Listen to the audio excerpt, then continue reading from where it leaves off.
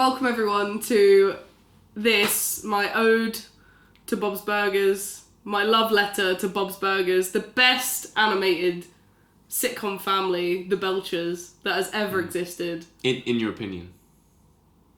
No, it's just fact. So this is the true definition of free will. I'm allowed to talk about whatever I want. If you don't want to listen to this one, I respect it, but respectfully, you're wrong. Yeah, we've given you free reign on this one. Precisely. So yeah. So thanks a bunch for listening. Cheers.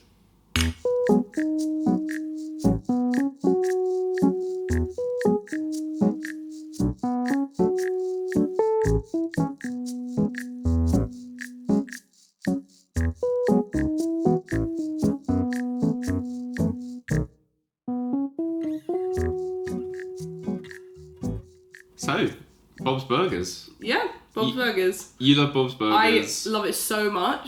Anyone that knows me knows that it's my comfort show. Yeah. I've watched it so much. I've watched it over and over again. Yeah. I love it so much. And anyone that gives me like 2 seconds to talk about it, I will talk about it forever. Yeah. To the point that today, I don't know what camera angle we'd be able to see it best on, but we have my Bob's Burgers plant pot that a wonderful friend of mine made for me. And it's really cool. I think that just shows that it's a very big part of my personality. And you know what?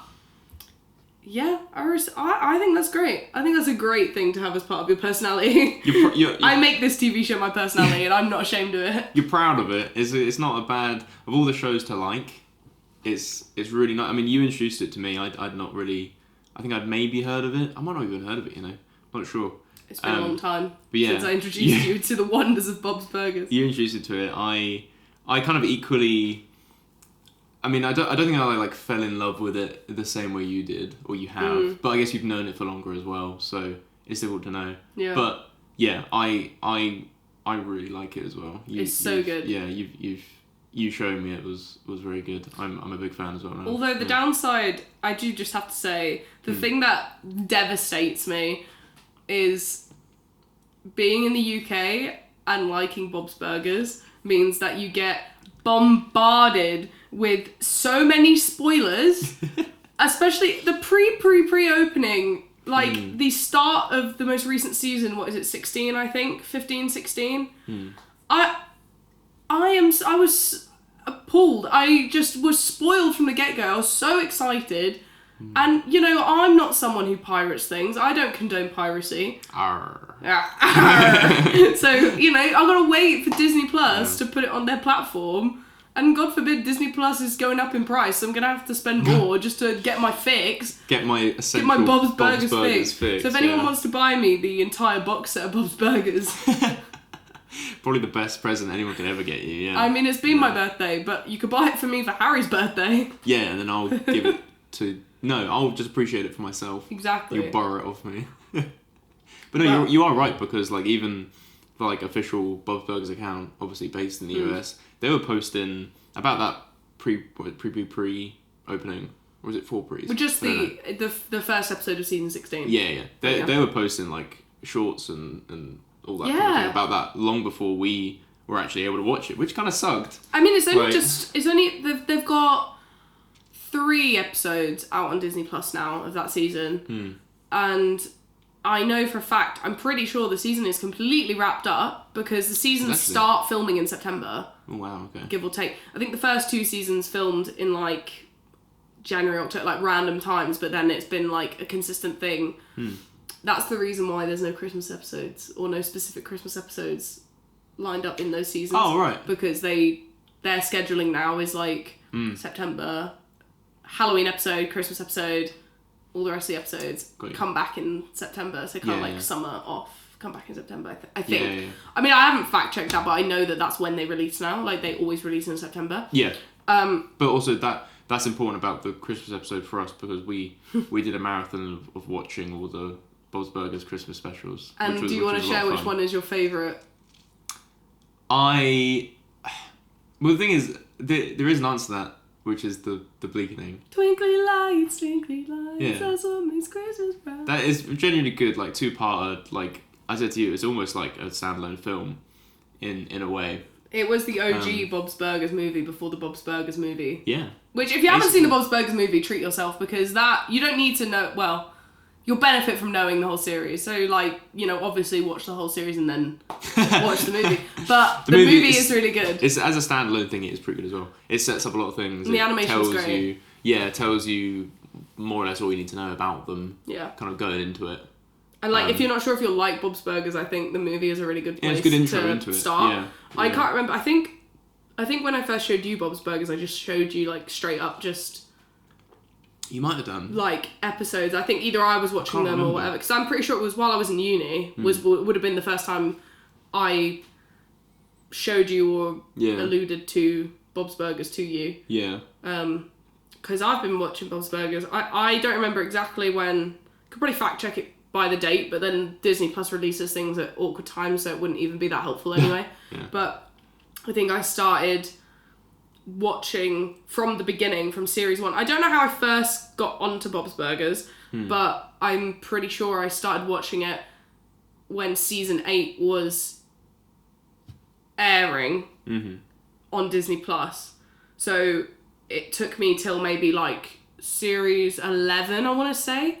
Pretty sure it's series 11 that I actually was watching them as they were releasing. Oh, to catch up. So I've been watching since series 11, every single episode as it airs till now. And they just don't come out quick enough. No. And I mean, it is kind of nice as well, because I, well, kind of similarly, I suppose, but I've not really kind of had that before. Like, I've not really followed, at least not many shows, definitely not an animated kind of show or animated sitcom, where I've been kind of anticipating releases and following along as it's currently airing. So, yeah, because that's kind of happening now. We're, obviously it already aired in the US, but because we're still waiting for episodes to drop here, is cool, it's exciting. And I'm actually like, I'm excited for the episodes. I'm anticipating them, you know. It's cool. I'm invested, I guess. That's what I was looking for. Yeah, that's the thing. They're really, really like fun watching them as they come out. But like in between watching the new season, I have to like go back and be like, I want to just rewatch. And all that this has done, you need your saying fix. that I want to talk about Bob's Burgers on an episode, I literally was like saying to you, so would you genuinely be okay with if I did a whole podcast episode about Bob's Burgers? Because I love this show, and I could talk about it for so long, and just an excuse for you to sit here and have no choice but to listen. Oh yeah. Well, like I said, we've let you off I've the got reins. you in a tight grip like this. Well, no, I was thinking of this, that I have very graciously allowed you to, run the show. Have a bit of fun, have a bit of fun. But you'll rein it back in. Yeah, and then we'll rein it back in afterwards. But no, you're coming at this from the mindset that you're fully in control. Yeah, okay. Okay, yeah, I guess we'll see how it goes. Yeah. For people that don't know though, Bob's Burgers, like, a premise of the show. Yeah, give us a summary. It essentially just follows like the life of the Belchers, the main family. They own a restaurant called Bob's Burgers. They're Linda, the mum, Bob, the dad. You've got, in order of age, Tina, Jean, and Louise. The kids. And it follows them, and they're like, I feel like when you think about like the idea of a family that owns a restaurant, you would assume it would be like something like the wacky things of owning a restaurant that's great, but like in reality, like it's mainly just like a blue collar family. I think that's what you would say. Like, just follows their, like, they're not particularly doing well. There's a lot of arcs that relate to them being poor, but they're never like, they're like just here. Like, they're like a normal family. Like, they own a business, but it's the same way that like a normal family can own a business and not necessarily be doing great. Like, you can own a business and still be like on benefits. They're like, do you know what I mean? Yeah, you can still be struggling. They're in a constant state of like just making it by. Like, in every episode or every kind of scenario, there's always the kind of undertone that, like, if it might be completely different, not really related to the restaurant, but there's the undertone of like, if this goes wrong, or like, you know, actually this is our... They're going to lose we're going to lose their the restaurant, livelihood, or like, we can't afford to do this and this and this. And it should be said, they do live above the restaurant as well. So, like, a lot of the time when aspects of the show are talking about, like, they don't want to lose the restaurant, it's not just they don't want to lose the restaurant. Like, a lot of it is literally, like, you never forget that they live there, they work there. That is, like... They pay rent. That's really important to them, like, they cannot lose it. And, like, that's part of why I think the Bob's Burgers movie is so great, and something that's great for people who haven't seen the show before, because a big premise, not to really spoil it, because it doesn't spoil it, but there's a premise at the very beginning is, like, talking a lot about that, about, yet again, there's another reason why they might lose the business, the house, etc. And antics like ensue, but related to that, like it's like very often like it's just like a wacky family's antics, you know, similar to The Simpsons or Family Guy, but with less cutaway gags. But I think it's just really grounded, in my opinion. Like, they do weird stuff, but I think they're very eccentric characters, but also there's like a lot of life to them and a lot of groundedness to them. Like, they're not obviously real people, and I think if this was a live action sitcom, it wouldn't be the same. It wouldn't have the same charm and the same wackiness. And I said to you before that the fact that they are cartoon, I think, allows you to kind of watch it from a third party perspective and be like, oh, this is just nice.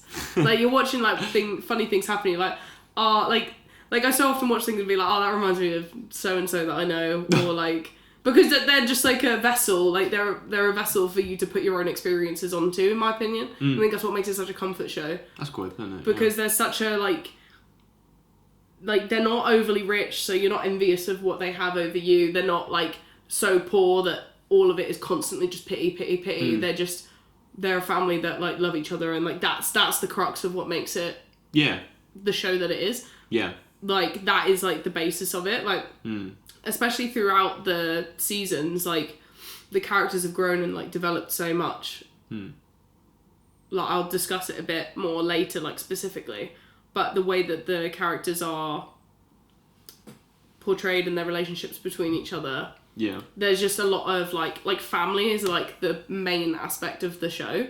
Like, there's a lot of silly funny things that happen. There's a lot of not that Bob's Burgers is known for its great continuity or anything like that, but it's very good at, like, you can tell there's a lot of care put into the stories, and like stories come back, characters come back very often.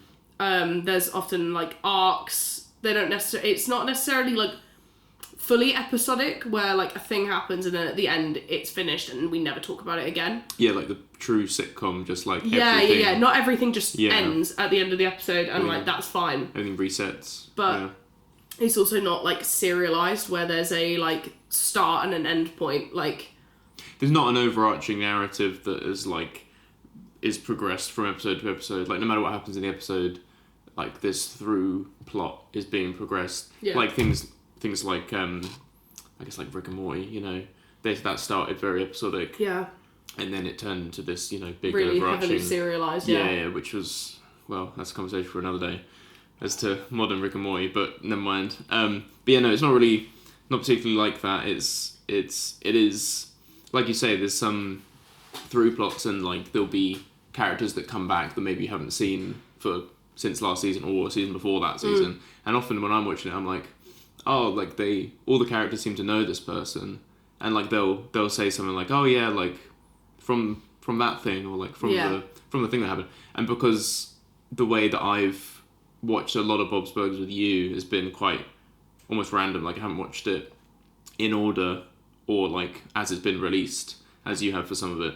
For me, it's like I can't really tell where the seasons start and end, kind of thing. Which is fine, but yeah, so they bring back characters and relationships that were previous.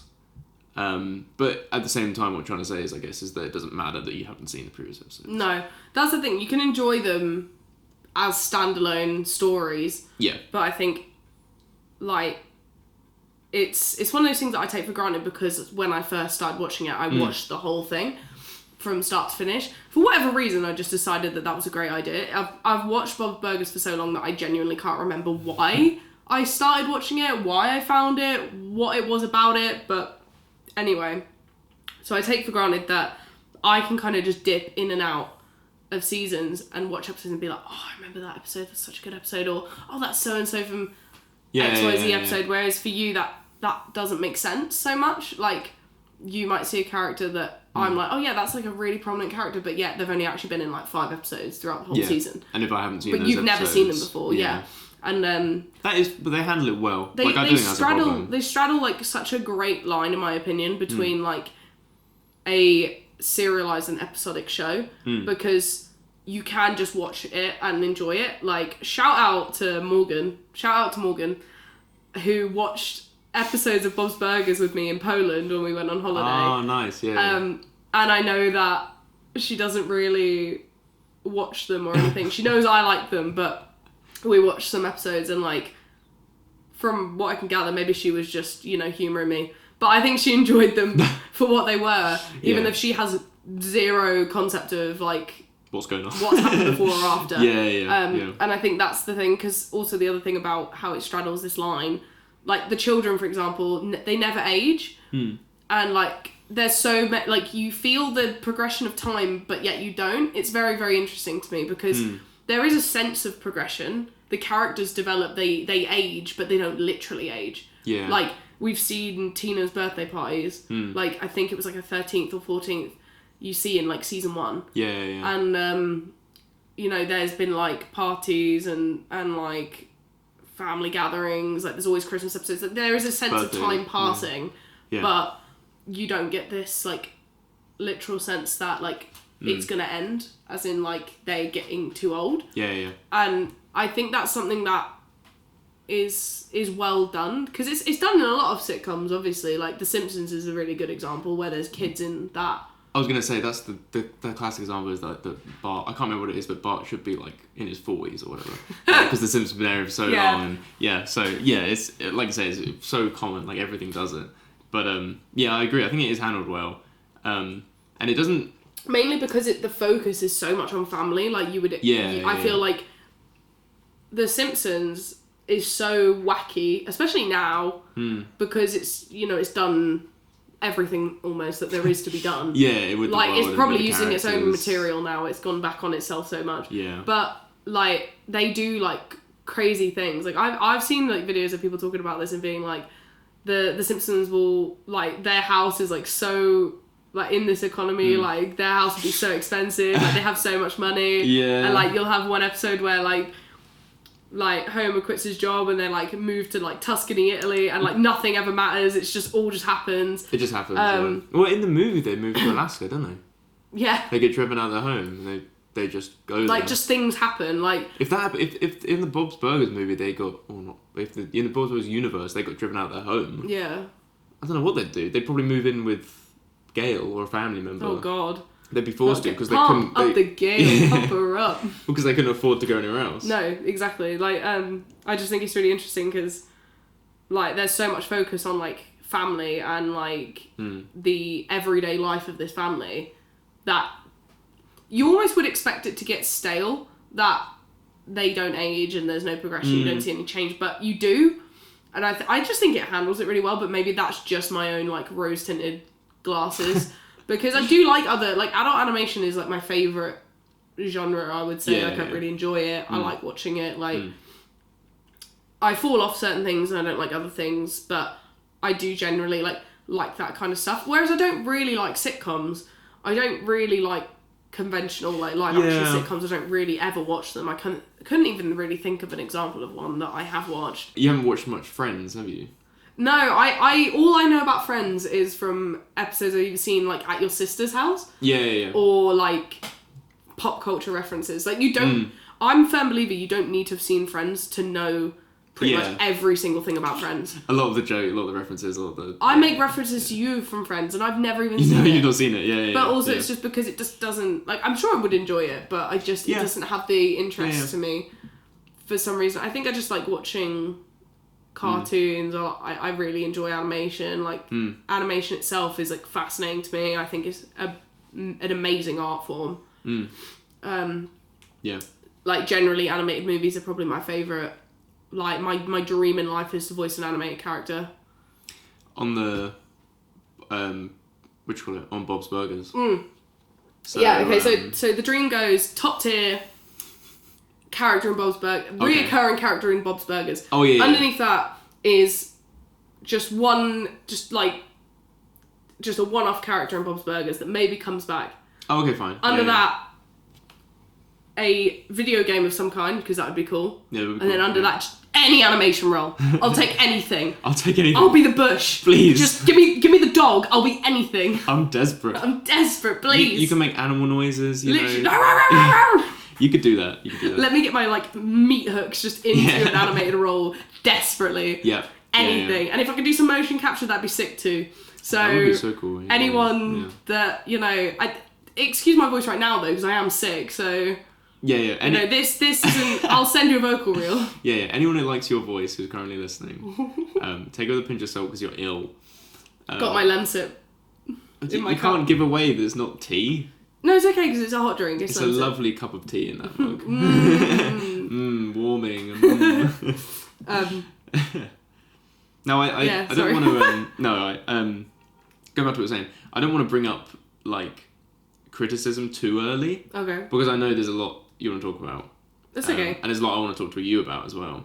But because you mentioned about animation, one thing I did want to bring up is that I think in some ways, because I felt this when I first started watching it, but the kind of animation style I think can be a bit jarring for like if you've never seen the show, and the way characters are presented, like when characters are talking to each other, they're talking to each other as if they're talking to each other flat onto the camera, and then it will cut to the next person who is also flat to the camera like this. Like their face is almost always directly looking at the camera. And I think that can be a bit jarring when there's multiple characters on screen because it looks a little bit like. Now again, I love the show. It's not any criticism. Is basically me me playing like devil's advocate. We almost had to have a conversation. We nearly had the talk. The talk. No. I don't think you know what the talk is. No. No. I don't think you ever had the talk. No, I didn't. You're right. So any criticism from me is just kind of playing devil's advocate. But there is a little bit of a look of kind of almost like deer in the headlights when there's like when there's multiple people on the screen, they're all looking like this, like dead to camera. To be honest, I've never ever thought about that. Like, have you not? No, I've never ever thought that. Oh. I think it's maybe that's because I've watched it as the show's progressed. I could see. Now you say it, I could see how just jumping into an episode might be really like... Yeah. Because, very very often you don't really see side profiles, everything's very flat forward. I never found that jarring, but maybe that's just me. Yeah. But also taking something like... well, actually, I guess a few examples, like Family Guy, because the classic shot is like them on the sofa, right? And it's just like the camera's in the room looking at them as they're looking at a thing. You know what I mean?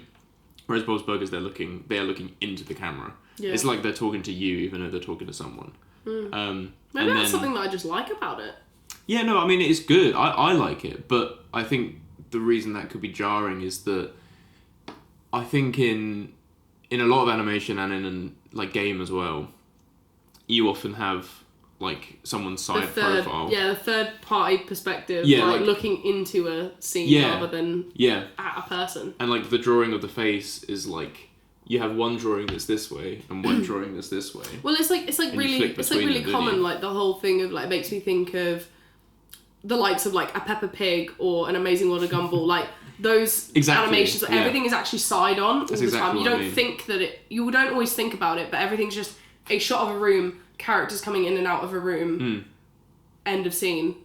And they never face, and if they do face the camera, it's a whole thing. They look weird. Yeah. Whereas, like Bob's Burgers, everyone is like you see their whole face all the time. And I think it's just a style, isn't it? But I've never ever thought about that as like a thing. So it's really interesting you say that. But I can see why that could be jarring for people, especially because, like, I think for me, like, I don't often think about that. I think it's an interesting choice. And, like, I don't really think about that as being, like, super strange, but it is. Like, you Definitely say about, like, the over-the-shoulder kind of things in games, or, like, the side profiles, the looking into a room. Like, you never really get a lot of that with Bob's Burgers at all, unless it's a stylistic thing. Yeah. Like I'm trying to imagine, like... But I don't know if that plays into the kind of feeling of, like, you're there with them on their, like, Groundhog Day of their life, because you're constantly... Like, it makes you feel really... Like, for me, maybe it's, like, a coziness thing. You feel like you're in that space with them, rather than just... like clinically looking into a scene. I don't know, maybe that's what makes it feel more warm and like and also like you're saying about like realism, like I think that makes things feel quite real because the characters they're not like striking a pose constantly. They're not like to the side with the camera at like the best angle for them. They're just they're just existing, looking at the person they're talking to, which is what, like, if that was a real like sitcom and they were real actors, I'm imagining like the counter of the restaurant and people sat on stools. Oh my god! Like if like say the kids sitting on stools. Someone's got to make a live action Bob's Burgers, and I want to be Louise. I'm 5'2". I can do it. You can do it. You could be Tina maybe. I think Louise would be smaller. You've got the role. You're cast. You got the job. Thank you. But yeah, no, I think that would look weird in any other show. Yeah. Because the characters would be side on, or whatever. Or if they did look directly at the camera, they'd look weird. But in Bob's Burgers, that's just how it is. And yeah, I think you're right. It makes it feel real. It makes it feel grounded. And like, yeah. But I think because I thought that the first time I watched an episode, I was like. Yeah. Like I couldn't quite put my finger on it, but it was like it's like an uncanny like weirdness to it. Yeah, like this looks it just looks slightly different than other like animation, but not in a bad way. Yeah. I just wanted to say that because it's an interesting. No, it's a good one. I've never thought about that before. Yeah, and then, like it's not worth being put off by that if you're new to the show. No, give it a good chance. Yeah, I think watching like the movie, because the movie's also like. We've spoken about this because we've both watched Bob's Burgers. Just another talk about like the animation style and changes and stuff.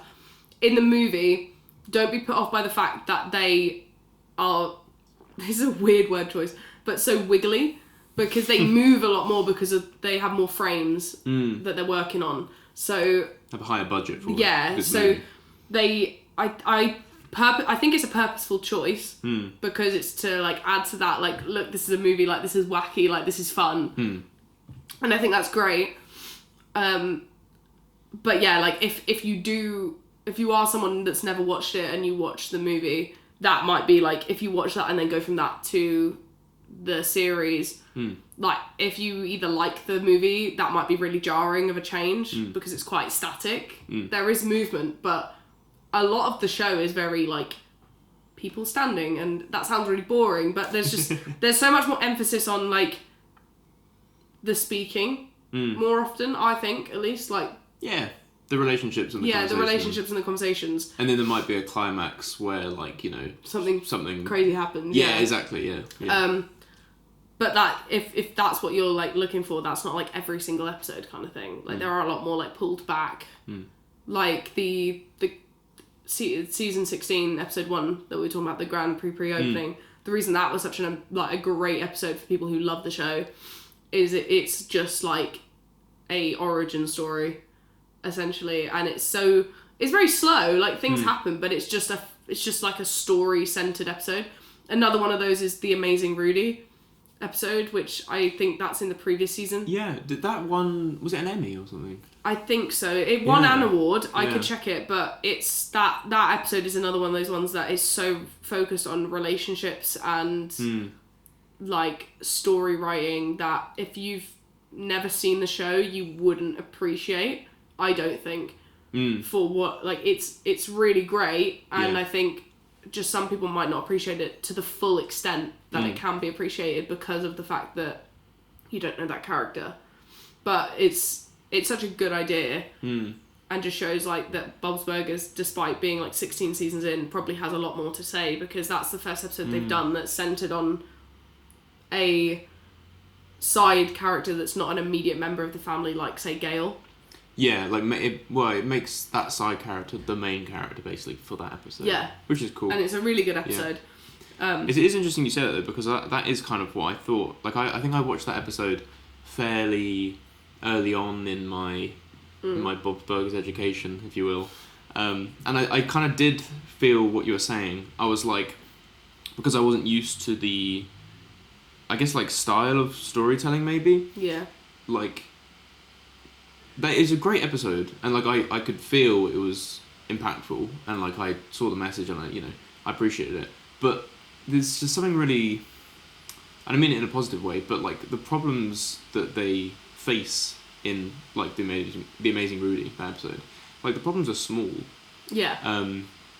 But problems still get like overcome. Yeah. And there's still progression and all this kind of thing, but it's, and I think that's also partly because like Rudy's a kid.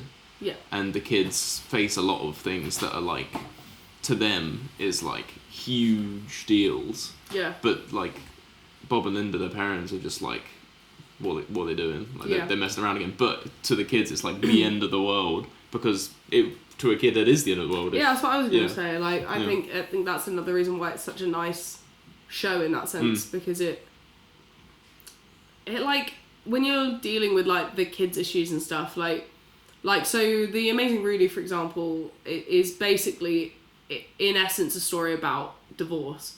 Like, it's a story about how a kid copes with his parents' divorce and how he struggles to cope, and his want to like make everyone happy and fix it. And it's told like subtly, but it's, what it's about. And I think that, as like looking at it as like an adult or whatever, like I think that's what makes it so weirdly comforting, because you watch something like that, and if you're someone who can relate to that, let's say, it's nice to see, because they tell it from the perspective of like Rudy and what it feels like to be him. Also, just to clarify, I don't want to mean, when I say that his problems are small, I don't want to say that like that's not a big deal, because it clearly no. Do you know what I mean? But what I mean is it's framed from Rudy's perspective.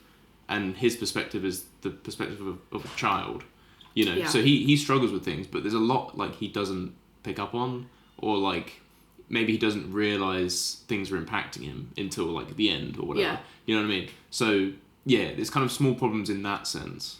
But yeah. Moving on, is there any like other criticism you wanted to bring up that feels like it's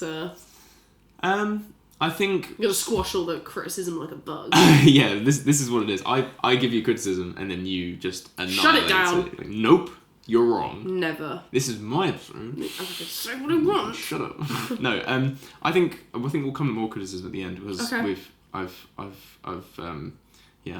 put the show down a lot, and I don't want to put it down because I love it, and I want you to tell me more things you love about it. I want to talk about something that I think you'll find really interesting. I have discussed it with you sort of vaguely in the past, but like the creator of the show and like the creation of the show, like why it exists, because I think that's a really good place to start. We've talked about characters, and I will talk more about like the characters and stuff later, but specifically I want to talk about, so like the creator of the show, his name's Lauren Bouchard. He used to work for Adult Swim. He made TV shows for Adult Swim. And this is pitched to Fox. So like Fox, I don't know if they still run it or like own Bob's Burgers, but it's on Fox, so rather than like Adult Swim. So the really interesting thing that a lot of people don't know about the show, unless they know dive in to it, is that the actual original concept was that the family were going to be a family of cannibals. Yeah. And that's why in the show they live next to a funeral home, because it's implied that they take the dead bodies from the funeral home and make burgers like Sweeney Todd style. Yeah. But the funny thing about that is like why that was going to be the thing and why it got dropped. Okay. And I've got some quotes here which are from like an interview with Lauren Bouchard, where it was like the Hollywood Reporter did this interview. Oh, cool. Yeah, yeah. And he says that I originally thought the show should be about a family that runs a restaurant who are cannibals, but he explains that very early on, Fox said, "Why do you need the cannibalism?" Like they asked that question. Yeah, yeah. And because he'd previously created shows for Adult Swim, he explained that like the more mature nature of that channel was what influenced his decision. Oh, okay. So like he says, quote, "I'm coming off of working for Adult Swim and the darker, more shocking aspects seemed like what you needed in order for an animated idea to cut through the noise." So he didn't think that a TV show just about a family being a family was enough. No, yeah. He didn't think he needed a gimmick, and he thought that he needed a gimmick desperately to make people care about his show. Yeah. And to make the networks want to buy his show, like want to put money into his show. That's interesting because, I mean, obviously in the end, you know, it just turns out that the characters like, are enough. Are enough. Yeah, they're interesting enough by themselves without that kind of gimmick. But that's interesting because I kind of assumed, or would have assumed, like, that it would have been almost the other way around, like the network pushes for something to stand out. But I guess that makes sense, like, if he's used to, or he was used to, like, Adult Swim and having that kind of almost, like, punchy, like, definitely adult animation. Yeah, do you know what everyone I mean? swears, everyone's making crude jokes like, all the time. Yeah. Which, you know, is fine, but I'm glad they're not cannibals. Which, for people that don't know, by the way, Adult Swim is like a sister like channel or whatever to Cartoon Network, which feels really weird to know. When you know that. Yeah, I think I did know that, but it was deep in the recesses of my mind. Just that literally doesn't relate to it, but I just think that's funny. No, it's like funny on one platform you've got like Adventure Time, and on the other platform you've got like Rick and Morty. Yeah. And I just think that's really funny. But they're owned by the same. Or Smiling Friends. Smiling Friends is probably the only other animated kind of show or comedy that I am anticipating new episodes from. Oh yeah. So, yeah. But you can't find them anywhere.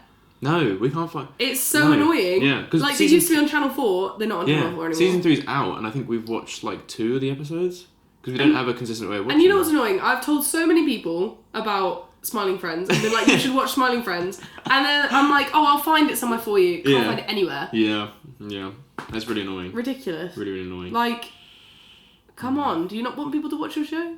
I want to watch it. But that's okay. Smiling Friends episode is next episode. Not next episode. You talk about Smiling Friends. Yeah.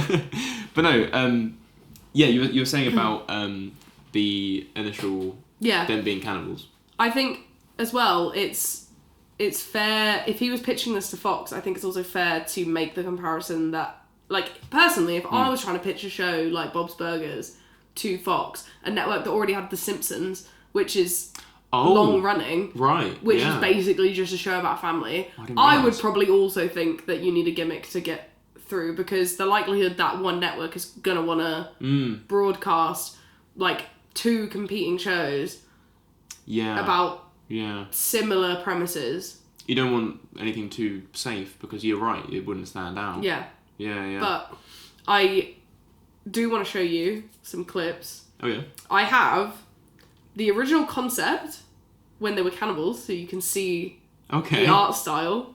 I didn't. So there was like actual something made, like a pilot. Yeah, like a pilot. Clip. Oh wow. Okay. Yeah, and then I have the episode 1. Yeah. The original before they changed. So they changed a lot of things about the show. Yeah. So obviously they changed the cannibal aspect of the show, but the makings of the first episode. So it's all scenes from the same episode. So basically, and I'll show you the final, like what it became, obviously. Yeah. And it's all like, you can see the workings there. Like pretty much, a lot of the dialogue is the same. The premise is the same. Just things change. Okay. Characters change. So spoiler, Tina used to be a character called Daniel, and they changed. But they didn't change the voice actor. They already had the voice actor, and he'd recorded all his lines, basically. So are these clips with Tina being Daniel? Yeah, there is one with Tina being Daniel. Okay. And I have the original intro, you know, the din, din, din, din, din, before they changed it. They have a different animation style and everything. It's really cool. Wow. I didn't know this stuff existed. Yeah, so I'll show you the this one, which is the cannibal one. Mm-hmm. Wow. It's a Saturday and we couldn't afford to lose the business. Yeah, I remember. You do? Yeah. You know, you're grinding too fast. Completely different. You remember our wedding night? Yes, we worked because we couldn't afford not to. Like, that's just... I just wanted to show cool. you the, like, image of, like, what it looked like. But yeah, no, that is a scene from... Yeah. Is it the first episode? Yeah, the first episode, which, by the way, is called Human Flesh, which is very, very funny when you know all this context. Yeah. Because that's why the premise of the episode is that. Because initially, that would make sense with the cannibal thing, but now it's kind of just like a funny nod to the fact that that's... Yeah. Like, they're proving that that's not the case, that the burgers don't have human flesh in, that comes from the crematorium next door. They're trying to prove that that's not the case, but obviously in the original, like, that would have been the case. So it's quite a funny nod to the... Like the makings of the show. Like in both instances, the episode works, but in one, they actually it's funny have done it, and the other, they're genuinely innocent. So it's interesting. And then the next clip is the like OG like second iteration of the pilot, if you will. Okay, yeah. Trouble. Who's farting? Oh, wow. It's Gene's sound effects thing. I thought that made you sound like a robot. It does robot voice, laser sound, and the voices fart noise. are the Here's all same. three together. They just superimpose them on top. Oh, God.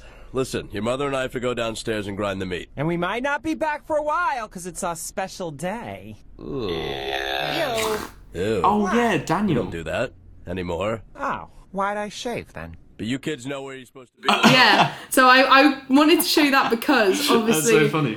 the thing about what we were saying about how he came off Adult Swim and thought that he needed to be more like Edgy or edgy, whatever. edgy, like adult jokes like that don't really come up in Bob's Burgers. Like Bob's Burgers No. as a show now is relatively family friendly. Like they'll make funny like crude jokes, but it's never the forefront. Like they don't just say like swear words for the sake of it, or Or make jokes like that. yeah, really they very don't often. make innuendo-y jokes like that now. That's so cool. But I can see like the animation style is still So different, It's still yeah. very different, but it's you can see how it's gone to where it's at now. can't Yeah. you? Yeah. That's really cool. And for fun, I just want to show you the intro, what it originally looked like. Ooh.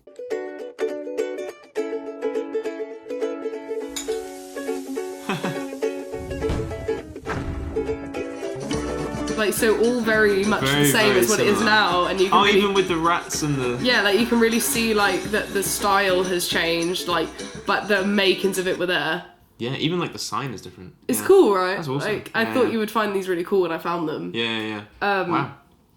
And that actually was like tacked on to the clip that I previously showed you, so it's like a whole pilot clip. Got you. Yeah. And then this is like what the final is, and you'll notice now, obviously all the changes, but you'll also notice how a lot of the voice lines are exactly the same, intonation, everything, like they've been put on top of this new style, but some of the lines have been cut, some of it's been changed, and obviously the big change is that Daniel is no longer Daniel, he's Tina. Yeah, I've never seen like It's really cool, isn't it? I knew that Tina used to not be Tina. Yeah. But I didn't even know there was. I mean, I assumed there was concept art, but I'd never seen an actual. It's really cool, isn't it? Cool. Yeah. It wasn't too hard to find these actually. Like you can find them. Like I think I found the first clip on Reddit, and like the other ones are flowing around like the internet in places. It's just very fun to see because like now when I show you this one, you'll see just how different it's become. Oh yeah. It's Gene's sound effects thing. I thought that made you sound like a robot. It does robot voice, laser sound, and fart noise. So it's exactly the same line. Oh, God. Listen, your mother and I have to go downstairs and grind the meat. But you kids know where you're supposed to be while we're gone, right? That's See? cool. So it's Did like they take out Linda's joke? yeah, They do. they there remove you it go. completely. There you go. And I wanted to show you those That's because so cool to see. I just thought it was such a cool comparison to see like how far the show has come. Yeah. And even then there's so much like if you watch the first episode now, the characters feel so much harsher. And I think a lot of that comes from like the influence of like previous shows that like Bob's voice actor and stuff was on. I've never seen this show personally, and I don't know if you have, but Bob's voice actor was the voice actor for Archer, the like animated TV show. Yeah, I haven't seen it, but yeah. And like it's I've heard people say how funny it is if you're a really big fan of Bob's Burgers watching that, because he sounds just like Bob. Yeah. But he's just like swearing like a trooper all the time, and it's like very funny. Yeah. Because you just don't really think about it when you watch Bob's Burgers, but they don't really swear. No. Or anything. Yeah. It's like very funny to me. But yeah, like you can see elements of like the characters' voices aren't fully developed. The characters, like the actors, don't necessarily know where they're going with their character. Yeah. The characters have developed so much over time. It just got that kind of like pilot syndrome, doesn't it? Like you're. I think for me at least, the biggest two things is that the characters they don't feel, especially in comparison to having seen later episodes. Yeah. In the pilot, they nowhere near feel like fully established, or like quite as if the voice actors know exactly who the character is quite yet. And then equally the other thing is like obviously animation and things like framing and stuff like that. That's changed quite a lot over time. But no, that's just because of the pilot. Like that's in every show and every especially animated show. You know, it's a pilot, so budgets are nothing. And then all this kind of thing. So and you're finding your feet really, isn't it? But I just love that so much. It's like such an interesting thing to me. Like as someone who likes animation anyway, like I just love to see the way that things progress, and I think it's so amazing to see like all the things that changed, but all the things that stayed, and how they've changed and how it's changed. Another thing I really like as well, this kind of relates to like the music. So for people that don't know, like Bob's Burgers has a lot of musical numbers in it. It does, but it's never like, it's not every episode. Like they have end credit music, but it's more just like so that they don't always have the same music at the end. I've just finished my tea, my lamsip. Yeah, you've just finished your lovely cup of tea. But I could actually go for a lovely cup of tea. Do you reckon? Yeah? Do you want a cup of tea? I could have a cup of tea, yeah. Fabulous. Well, that's brew break then.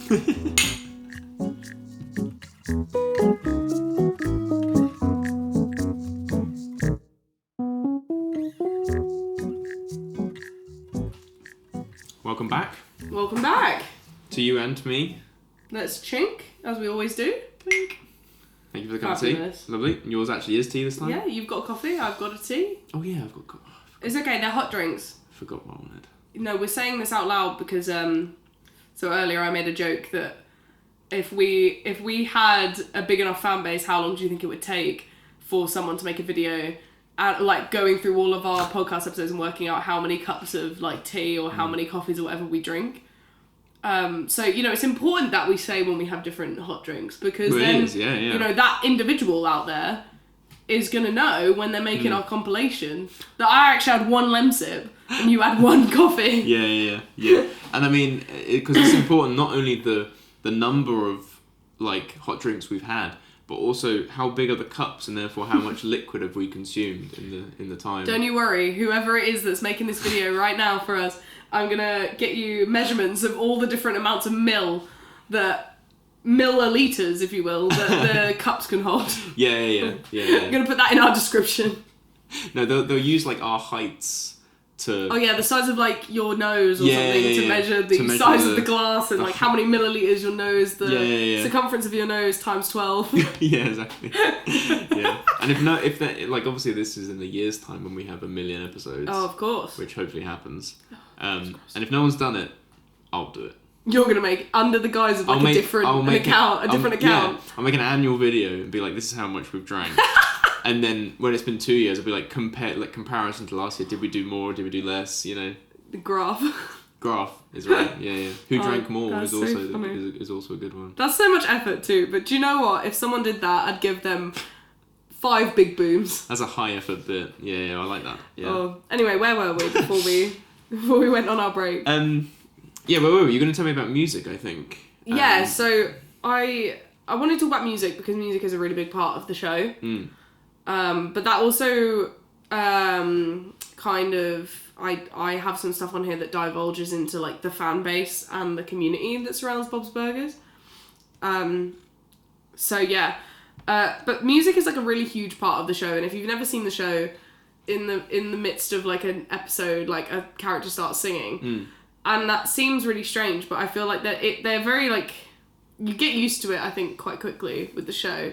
and a lot of the time there are a lot of episodes that have characters. So, for example, talking about your favourite episode, The Bleakening, Todrick Hall, if you know who that is, he's a character in the episode that sings a song.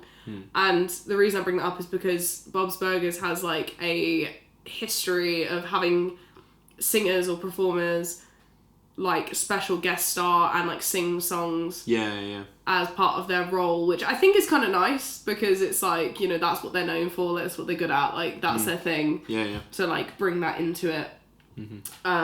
Also, I told you about this and you loved this, but when we watched the Bob's Burgers movie and I went, oh, do you know who that person... Not the Bob's Burgers movie, oh my goodness, wrong thing. When we watched The Bleakening, and I was like, oh, do you know who that guy that's singing is? And you were like, who? And I was like, it's Adam Driver, Jedi Horse himself. Jedi Horseman. And you were like, what? It doesn't sound anything like him. It doesn't. And like, he has a song. It's like, so funny. Check it out. It's great. So, search Art's song on like YouTube, Spotify or whatever, Bob's Burgers, and it's genuinely good. I really like the it's song. so good. It's genuinely good, But it's really, really funny because when you know that it's Adam Driver, Kylo Ren, Jedi Horse himself, there's something really, really funny about that. Like, when you know that, I don't know why that's funny, but it just is. It is, yeah. Also, I mean, talking about music, like, it was initially jarring to me because I think it's because there's not, like, obviously there's music in every episode and the music's great. And especially, like, saying about the outro songs. Yeah. Like, even if there's not a song in the episode, I mean, it wasn't in season 1, but probably... Was it towards the end of season 1 or, like, season 2 onwards or whatever? Yeah. Maybe? I don't know exactly, but... But from a point, there's unique songs... It's become just, like, a standard for the show. For the credits in every single episode. And, like, obviously, that's a huge amount of work, obviously. And it's great. It's really fun. But, yeah, even if there's not a song in the episode, there'll be that at the end. So it's not completely out of the blue, but yeah, there could be multiple episodes in a row that go without any singing from characters. Yeah. And then suddenly someone will start singing. And like, it was pretty kind of jarring for me at first, and then especially watching the movie, which is... A musical movie. Yeah, there's enough songs in it to be a musical. Yeah. You know, okay, maybe not that many, but Lauren you know what I mean? Theatre Kid, question mark? Yeah. Bob's Burgers stage show. Oh my god. Hey. Things are cooking, thoughts are happening. Hang on. Contact me if you want some ideas. Oh my god, we're going to make it happen. You need to do the Lorax before you do Bob's Burgers. It's going to be like a, what's the word, double feature. What, like a two-part? Yeah, two-part, Lorax and then a Bob's Burgers show. There's an interval and then you come back and it's just Bob and yeah! Bad stuff happens in the past. You're thinking like, what happened to the Onceler? He became Bob. Oh, that's really funny. That's funny. Oh, that's good. Yeah. But yeah, like with the music, what I wanted to reference is like obviously the music is a huge part of the show, and I think if you're gonna enjoy the show, you have to kind of accept in some of the wackiness of that. Yeah. And I think if you let yourself just feel the show, I think if anyone's gonna watch it, I think watching from series 1 onwards is like the best way to go. Unless you want to watch the movie as like a standalone, I think just my advice to anyone watching it would be watch season 1 and then watch season 2, because you grow to the characters, I think, and season 1 and 2 are a lot more just plain sitcom-y, not really music, not really like songs sort of thing. And I think by the time you then get to that, because like Gene as a character, for example, is such a musical character, so there's almost like this, you kind of understand why there's so much music, and it becomes not natural because it is jarring, but like you come to, I think, enjoy the the silliness of it. Yeah. Especially because the voice cast is like so good. Like the classic one that everyone loves is the like Thanksgiving Linda song. Pass the cranberry sauce, like that one. Yeah. Which is good. That's just like an improvised thing that was recorded as part of just like that episode. It's a song, but it's like not a song in the sense of what the show becomes when it comes to song. To integrating songs. Like it's not the same thing at all. But what I wanted to reference is how much the music has become like a huge part of the fan base. So on YouTube, there is a like Bob's Burgers like official channel called Bob's Burgers Side Orders. Okay, if you didn't know that. Yeah. And under that is something called Bob's Buskers. So, like, artists that, like, don't necessarily appear in Bob's Burgers already anyway, but artists can do professional, like, covers of the Bob's Burgers songs and put them on to YouTube, like, with Bob's Burgers. Like, they work, they collaborate and make a version. That's and cool. Okay. It's, like, it just shows, like, you know, even just the amount of, like, celebrities that have been in the show, the celebrities that maybe aren't even in the show but have made songs for the show or, you know, Bob's Buskers kind of things. Yeah. It just shows, like, how deep the love of the show goes. And as part of that, just for you, I want to show you Jack Black's Bob's Buskers. Really? And it's the song that plays. You're gonna know this reference. Okay. Anyone who doesn't know, watch season 16, episode 1. The song that plays that the kids write. Oh yeah. In that first episode, you know that song that they write about the restaurant. About their experience living in a restaurant. Yeah. That's what this is. Okay. I'm gonna show it to you. Wow, I didn't even know this was a thing. Like Bob's Buskers. Just wait. And it's animated too. So they're all animated like Bob's Burgers.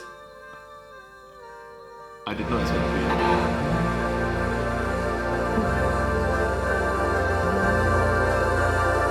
It's a little bit of intro.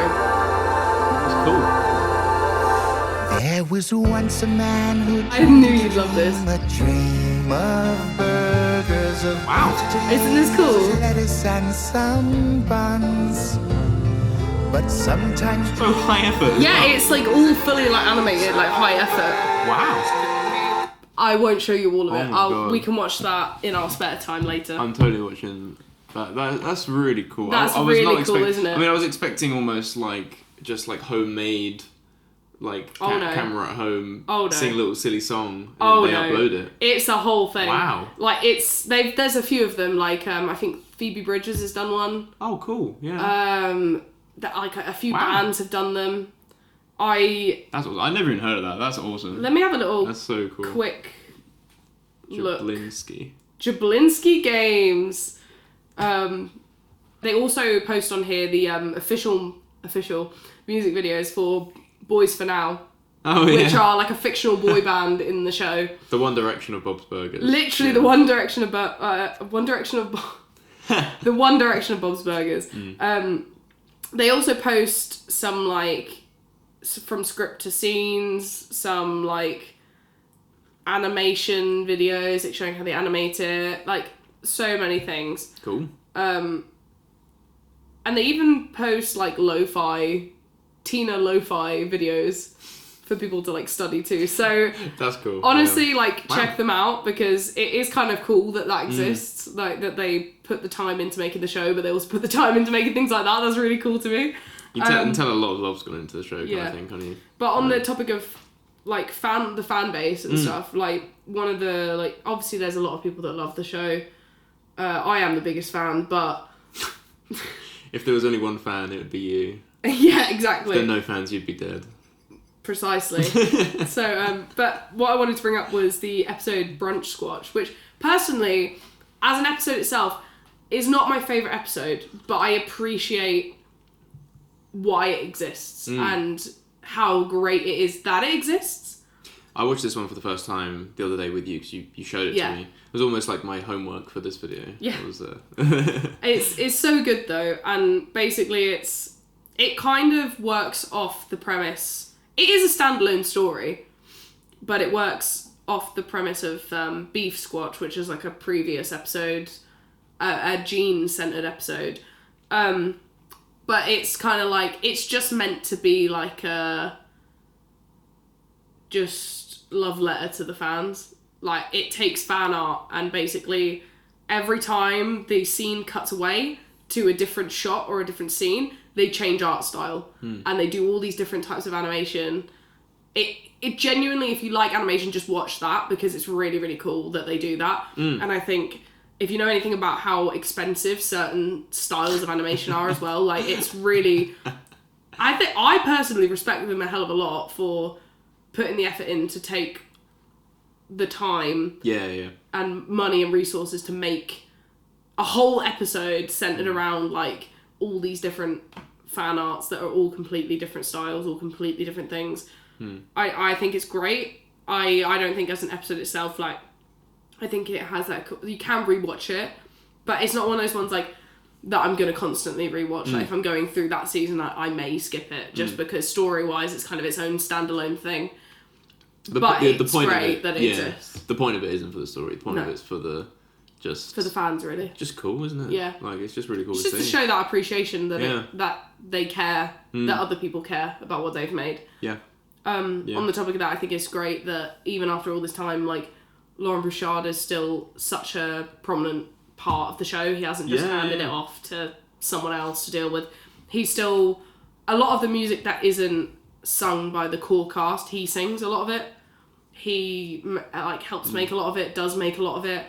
He's still a really integral part of the show, and I think that's just shows how much the people who make the show love the show themselves. And I think that's really important. Yeah. Like, I think it does show a lot, and like a lot of choices they've made.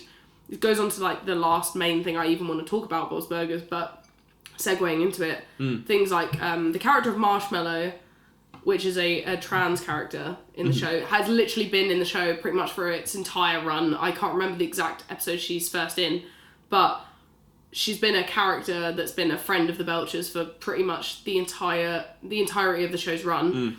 And even with that, I don't remember who used to voice Marshmallow, but they made a conscious effort to recast Marshmallow to be a trans woman voice actor for the sake of inclusivity, diversity. And I think that, again, just shows, like, the love. Same with a character called Daryl. I think Daryl used to be a really integral character. Daryl is one of, like, the kids' friends. He's, like, this young black kid. But basically, Daryl was, like, quite a big side character for a while. But I don't remember the exact controversy, but there was controversy with his voice actor, and they, like, basically are recasting because they don't agree with what's happened. Okay. And that should be the bare minimum.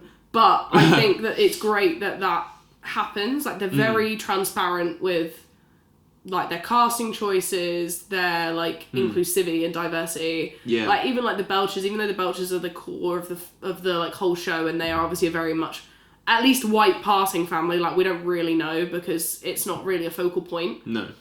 But we could sort of assume that they are just a white family. Yeah. The great thing, I think, to me is that, like, the sheer extent of characters that are, like, just different, all different people. It's not just telling the same stories over and over again. Like, there's a lot of, like I say, there's, like, trans characters, there's a lot of, like, LGBTQIA, like, representation, things like that. A good example of that, actually, is the Bleakening. Yeah. The Bleakening, like, you don't feel it. I personally don't think, like, you don't feel it when you're watching it, but it's the fact that, so it centers around, like, a gay nightclub, I think it was, or like, has, like, been shut down, or is being shut down, and basically a lot of people in that community celebrate, like, Christmas there every year, and so it's being shut down, and so that's a huge part of the story. And, like, there's a lot of, like, silly antics, but the thing about that is that it doesn't ever feel forced or performative, in my opinion. Yeah. It doesn't feel like, oh, this is the episode where, like, we're gonna show that, like, gay people are okay, and, like, this is the episode where there's, like, a gay nightclub, but it's been shut down, and, oh, that's so sad. We're like, gonna save it. Yeah, we're the like, good guys. that's not what happens. No. Like, they show, like, this is kind of spoilers for it, but they show, like, that they've actually been doing, like, a secret underground rave that, like, could get shut down, and I think it just is really, it's not hyper performative, but it's reflective of things that actually happen. Yeah. Like, minority backgrounds very often have to figuratively be pushed underground, like, and they don't have safe spaces or community spaces, or they get shut down. So I think it's a really great episode, and it's even, like, the character who sings Twinkly Lights. Todrick Hall's character is called they call her Triple Xmas, Miss Triple Xmas. That's good. But I think she's meant to be a drag queen. Yeah.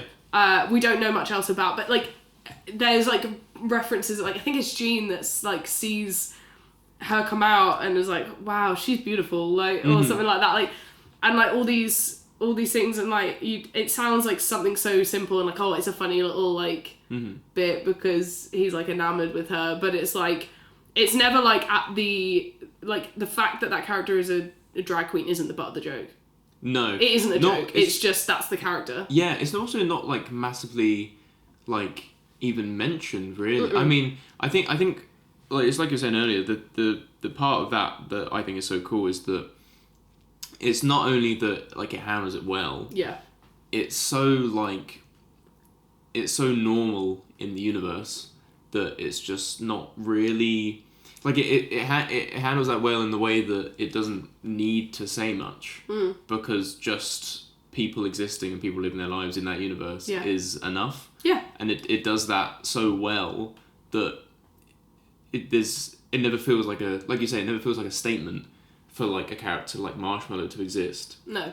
She just does exist and she's their friend. And like that's great. Like there's never a big song and dance be like, wow, look at us, like look how inclusive we are. Like, yeah, and like the thing about Marshmallow as well is like Marshmallow is such a fan favorite character, and like so often like Bob thinks Marshmallow is amazing. Like everyone in the family thinks that Marshmallow is such an amazing character. Thinks that she's so strong. Like but never just like, oh, she's so strong because she's trans. Like it's never like that, which is why I say it's recognised as important but not performative, because they don't perform being woke, if you will. They don't perform that. They just express the family just think that she's incredible as a person. She's like really like emotionally strong. Yeah, there's like no expectation for Marshmallow to be anything other than what she is as a person. And it's the same with Nat, which is like she's a huge character. Yeah. She's a lesbian character in the show, and there are episodes, or there is at least one episode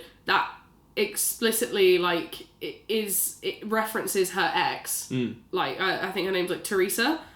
The episode is about them going to see her, and there is a bit at the end where like she tries to propose to her again and stuff. Oh, I have seen that one. Yeah, but it's not, the episode isn't about that. It's not, oh, there's this gay character, this is all about her. Oh, and also Nat in as a character, she is very like big, and like she's a hugely like, what's the word, like just crazy wacky character. Yeah. You could maybe like say that she does have like a slight sort of like, you know, wacky, like maybe a little bit camp energy. So not camp actually, camp isn't really the word, but she just does really wacky things.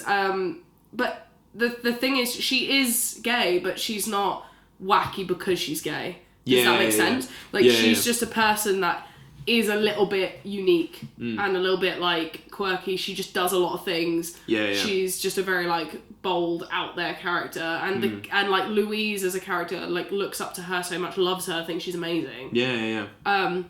But just the fact that she is gay isn't, it's who she is, but it's not the only thing she is. Yeah, and that's funny because we spoke about this the other day, and I didn't realise that she was a gay character. Yeah. Or well, I forgot, I guess, actually, because I have seen that episode where the premise is about her, like, going to see her ex. And, like, it's like she tries to find an excuse to go and see her or something, isn't it? It's like she wants to return their pet snake that they had together. Yeah, that was it. Yeah. And, like, I've seen that episode. It's a cool episode.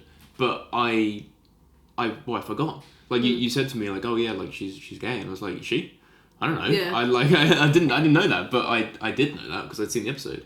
But yeah, I think that says a lot about how she's presented, doesn't it? Yeah. Like I forgot. I didn't even know. I just think Bob's Burgers sets a really good benchmark for what diversity should be in a show. Yeah. These characters. There's no like token X character in any of the show, in my opinion. Like you might have a different opinion to me, but I just think that there's no. You never watch it and go, oh, that's the token so and so character. That's the this character. That's that character. They're just there. They just exist because like you might in a lot of other shows. They're people. Yeah. Yeah. I think like the characters just kind of they exist in the universe. They feel very natural to exist in Yeah. the universe, I agree. and they're just themselves. No one really ever questions that, you know. Like, I mean, it's different with like the kids in the show, because they're kids. They have like scenes in school life, and you know, like conflict that can happen in that environment. So that's slightly different. With like, you know, bullying type arcs. Not that there's many, but you know what I mean. Like subtle things like that. About like maybe like Tina trying to be cool, or you know, things like that. But just in general, there's very little like judgment that happens between, like, the characters just exist, and like people can fall out or disagree on things, and that can be the premise of an episode. But it's got nothing to do with who the people are. No. Like they just happen, and then they probably make up at the end, and then it's fine. But it's got nothing to do with who they are, where they're from, you know, whatever. Well, it's like Tammy, who's sort of like considered the main bully of the show. Kind of Tina's friend, but kind of not. Like, it fluctuates. But she's Jewish, and that's... Is she? Yeah. There's a whole episode about her bar mitzvah. Oh, but, right. Like, you wouldn't even think that, because there's never like a whole like, oh my god, I'm Jewish, guys. Yeah. Like, guys, by the way, I'm Jewish. And not to be that person, but if Tammy was in The Simpsons, you could probably tell she's Jewish just from the way she looked. Not being funny, look at the Family Guy and yeah. what's his name? The character he's like It's ginger, not more, and he's is it? It might be always talking about money, like all of the Jewish stereotypes, and like we recognise it as satire, but it's still like, it's very clearly joking. You can't just have a Jewish character because they're Jewish. But in a show like Family Guy, it's, you know, that is the comedy. The comedy is that, oh, it's a stereotype, crazy, edgy, and ha ha ha, like it's all wacky and all over the place. But something like that, like, it just couldn't exist in Bob's Burgers. Like, it just wouldn't make any sense. No. To even like make a joke, kind of sort of at the expense of something like that, just wouldn't. I can't even see a world where that would make sense. No. Like where they would do that.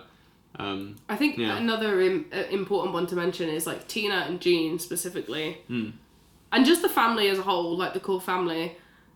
But like Gene specifically, I've written down as like a point, because he's very like, you could argue he's very gender fluid, because he doesn't really like a lot of the way he acts, a lot of the things he says, some of the ways he dresses, but you never question it. Like, but he lives in a family of women. Like, Bob is the only other man in that family, and I think it's really interesting because Gene is one of those characters where he doesn't really conform to any norms. He doesn't really care.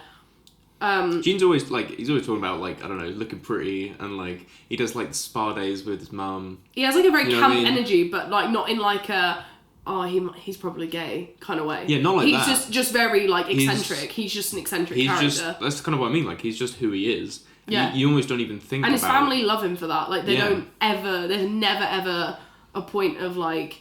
No one makes fun of him. Yeah. Yeah, and you never think to yourself like, fan theory, maybe Gene's gay. I'm sure that probably exists somewhere. It probably does, but like, you just don't think about it. No. Like, Gene's just Gene. And I think... And like, he's fun. And I like, think the thing about like Gene as well being the way he is similar, like how Louise is like quite like... She's very self-assured, like, she doesn't really, like... She's often masterminding the plans. Yeah, she's very, like, this. in charge of everything, and, like, I'm not saying that is inherently a masculine stereotype. We all know that ain't true. But, like, I just think it's interesting to say, because it just shows that, like, that you could argue, like, oh, it's very, like, female-heavy, the family, so it makes sense that they're like that, but I think the really important thing is that unlike a lot of family, like, sitcoms, or, like, there's no, like, head of the family. Like, Linda is a stay-at-home mum, but she technically isn't, because she works at the restaurant. She has a job, and there are episodes where she goes and gets a job to support the family, and Bob doesn't want her to, not because he doesn't want her to make money, but because he's going to miss her. Yeah, he needs her. He doesn't want her to leave. And there's, like, the season 16 episode... that I referenced about, like, their sort of origin stories. There's, like, moments where he's like, oh, but I couldn't do it without you, Lynn. And she's like, yeah, I know. Like, everyone's going to know that. Don't worry. Because she suggests the idea for it to be called Bob's Burgers. She suggests that he's the front man to it, and he doesn't want to be. And he doesn't want to be. No. Like, and he's very often, he's, like, a big aspect of his personality is he's not good with people. He doesn't really like people. Yeah. quite introverted and similar to Tina in that way.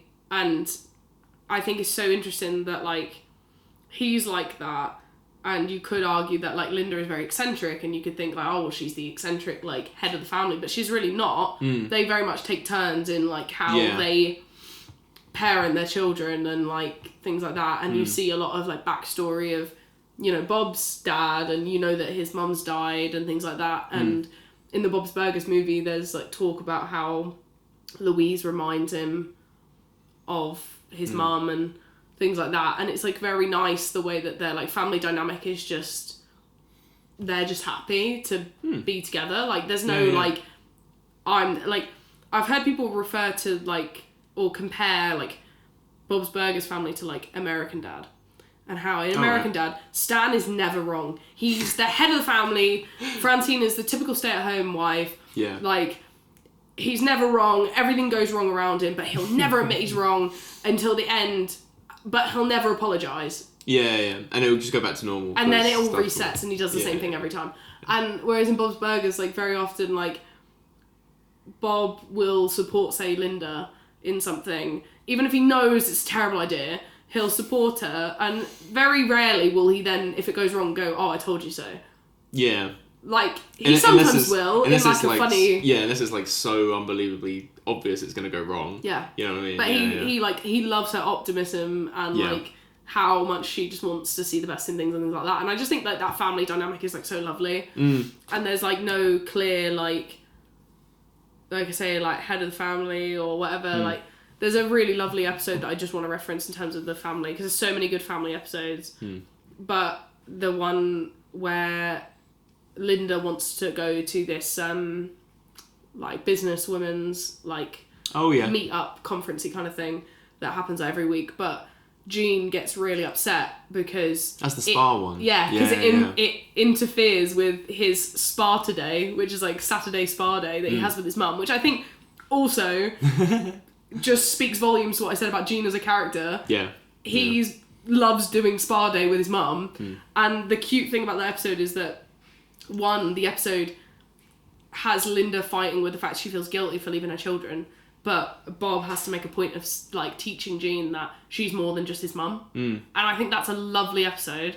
Bob, like, tries to fill in and do the spa stuff. Yeah, and he tries to fill in and be like, you know, he does something that, you know, traditional generals or whatever would consider, like, not manly or whatever. I don't really care personally, but they, you know, he does that for his son. It's not about the thing that they're doing, it's about the spending the time with that family member. Yeah.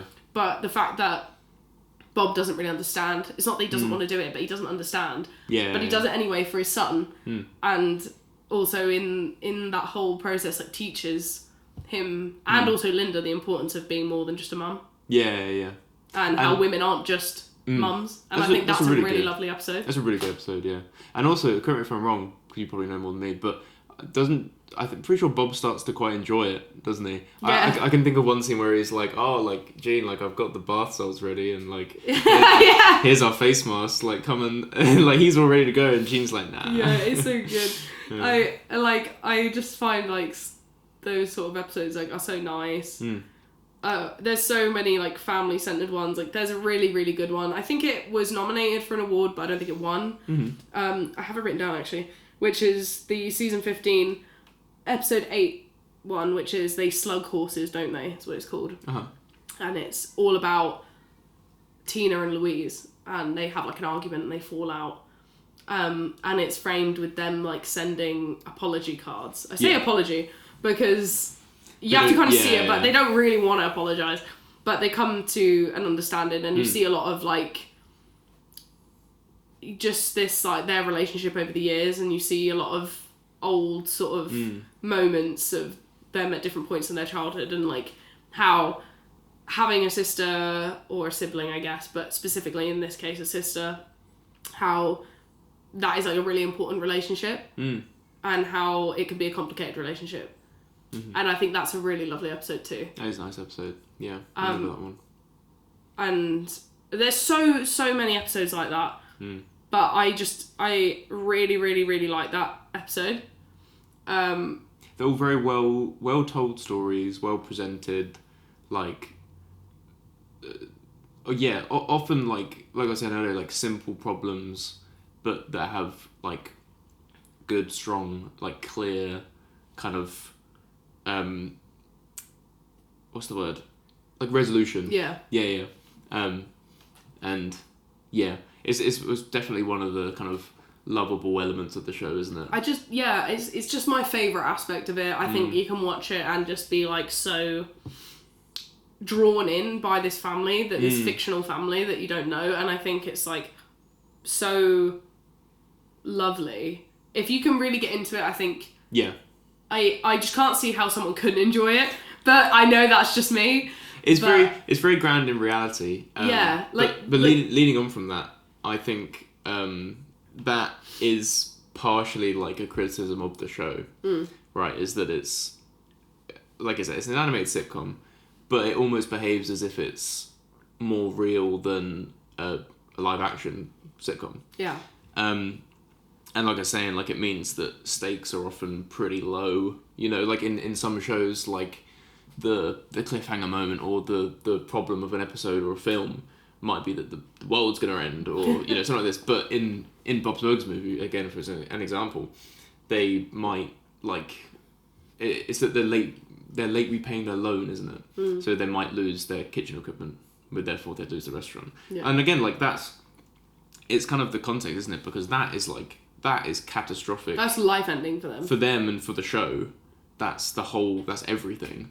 But in any other animated sitcom or any other sitcom or any other show, really, you'd probably think there'd be bigger stakes going on. And I think, I don't massively mind, like this doesn't bother me, but a criticism that some people see that is that that's kind of not the most exciting. Makes it boring. Yeah, low stakes. I have feelings about that because I think people who say that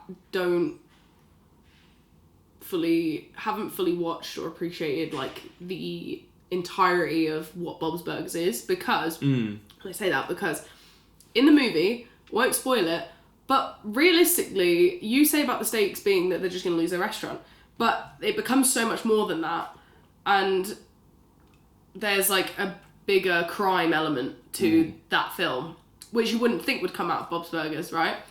There's also several episodes of like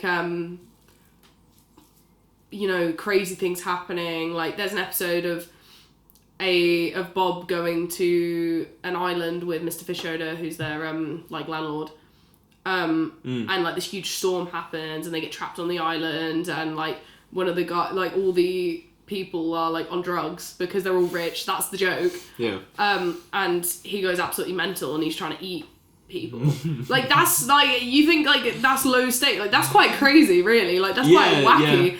And like there's ones where Mr. Fishoda and Bob get tied to the bottom of the pier to drown. Yeah, I get left to drown. Yeah. Like there's ones there's like all sorts of stuff like that where like sometimes the stakes are big or bigger.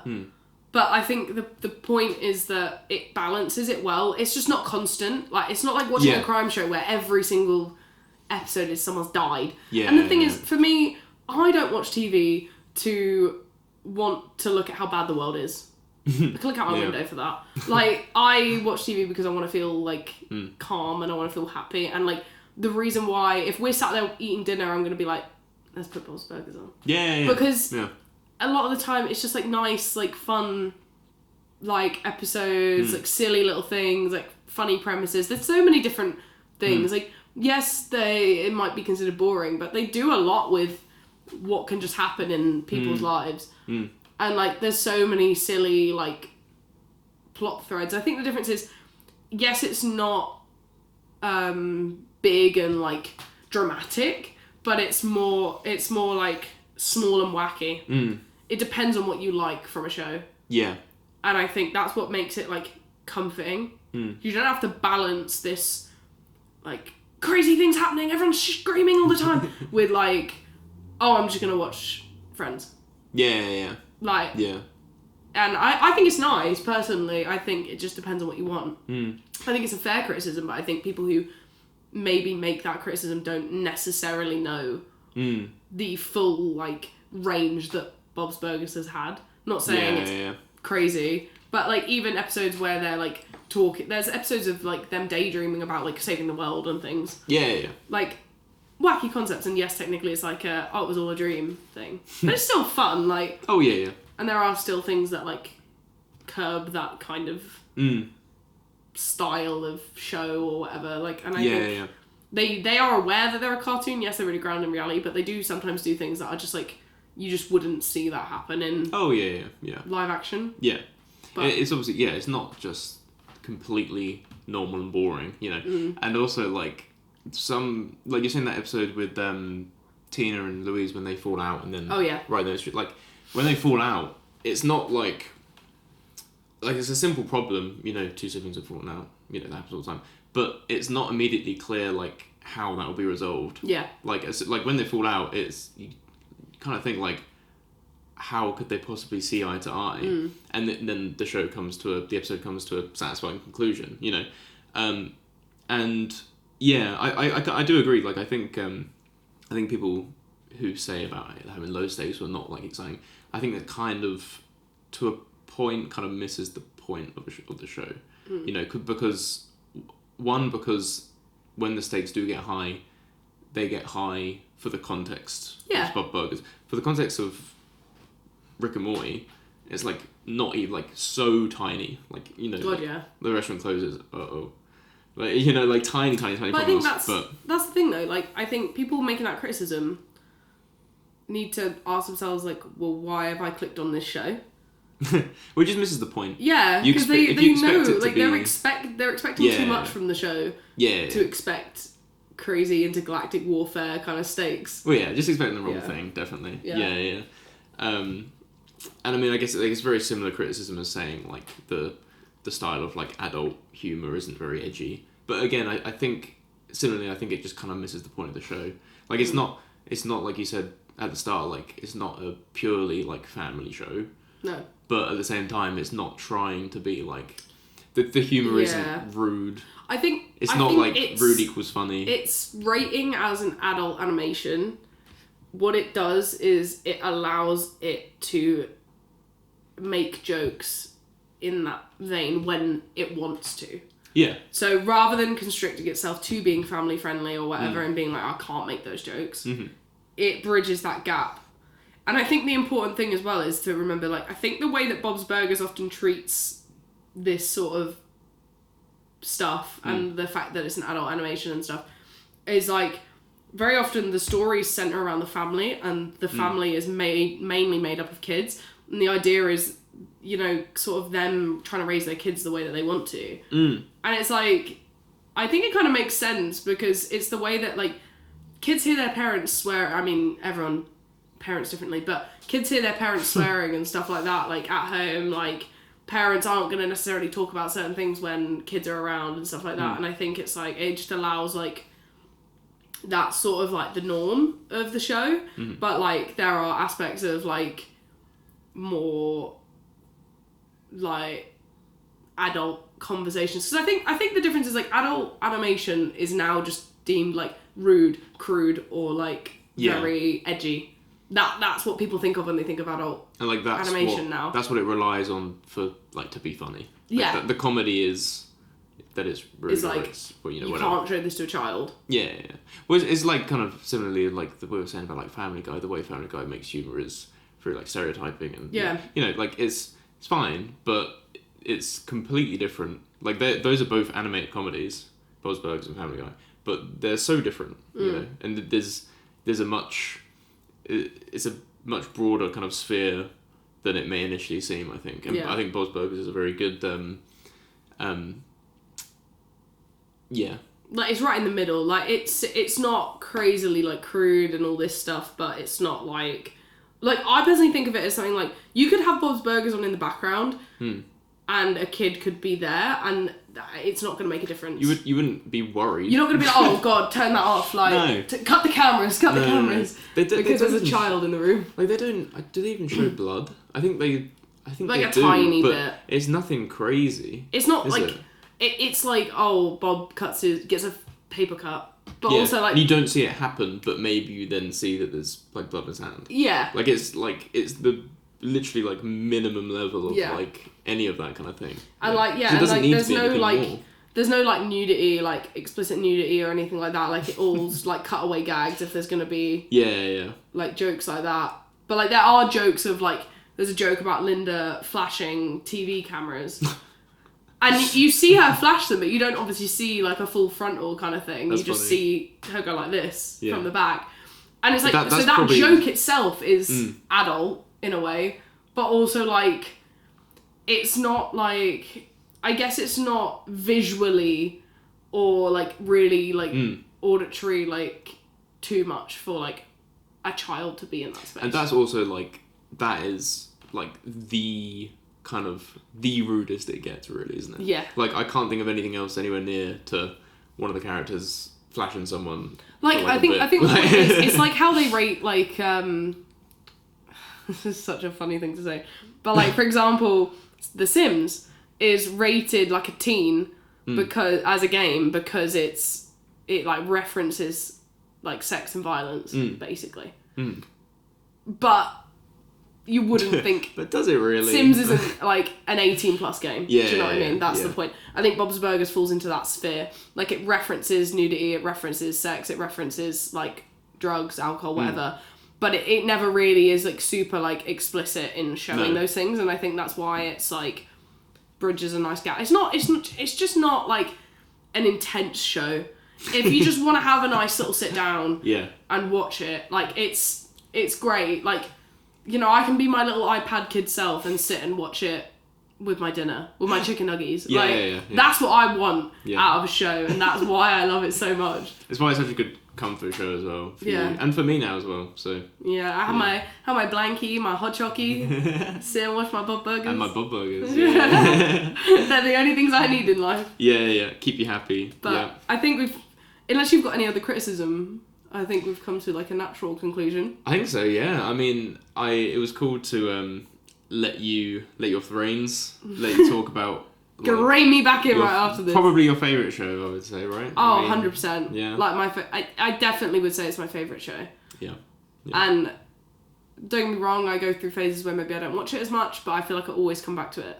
It's cool to hear kind of, I guess, the reasons why it's your favourite show. I think- Because it's I very think- cool. I'm going to address my camera. I think it's a show that anyone that hasn't seen it should give a chance. Because I think on the surface, like you said about your criticism, I think on the surface people think it's boring or think it seems like it would be boring.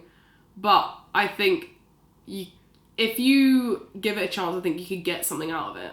I think it is a very fun show, and my goal from this episode is to get at least one new person to try watching Bob's Burgers, because I think you will enjoy it. I promise you will enjoy it. Someone new that you can talk about Bob's Burgers with. Please. Honestly, yeah, it's incredibly wholesome, genuinely very funny, well presented, very real.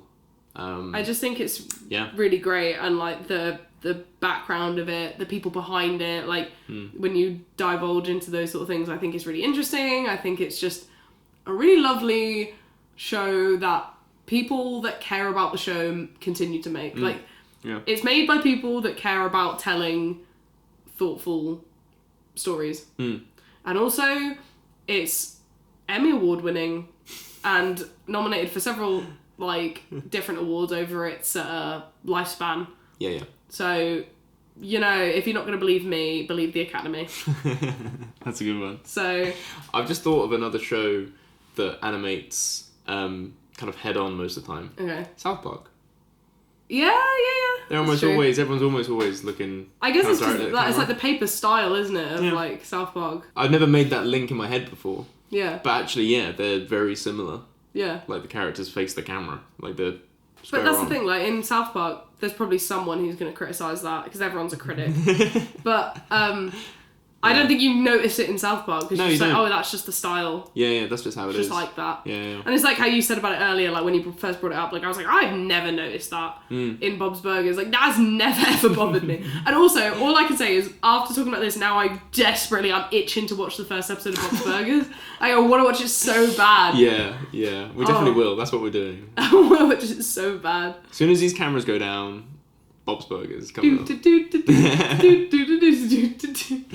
Oh, that is a good note to wrap up on. Well, isn't thank it? you. Yeah. Thank you so much for listening to me. Thank you all for listening to me. Hey, look, it's okay. We endured for it. Yeah. Yippee! No, it was fun. It was really good. Yeah. Oh, and one last little chink of the glasses. Thanks a bunch. Thanks a bunch.